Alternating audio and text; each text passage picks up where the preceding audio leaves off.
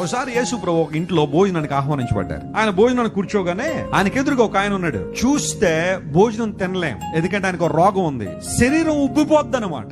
ఇంకా చూడలేమన్నాడు వాళ్ళని. చాలా భయంకరమైన వ్యాధి అది. ఆ జలోదర వ్యాధి కలిగిన వాడు యేసు ప్రభు రీచ్ లో ఉన్నాడు. ఆయన చూస్తుంటే కనబడుతున్నాడు. ఆయన అక్కడ ఉన్నాడు. మనం ఉంటే ఏమంటాం? ఏంటండి అలాంటి వాళ్ళు ఎందుకు రానిచ్చారు లోపలికి? భోజనం చేస్తాం కదా ఇక్కడ, ఇప్పుడు తినాలా వద్దా? మేము పిలిచారు కదా మమ్మల్ని, ఇదేనా మీరు ఆతిథ్యం చేయడం అని బహుశా మనం తిట్టుకుంటామేమో. కానీ యేసు ప్రభు వెంటనే భోజనం వదిలిపెట్టి అతని దగ్గరికి వెళ్ళాడు. బైబిల్ ఏముందో తెలుసా?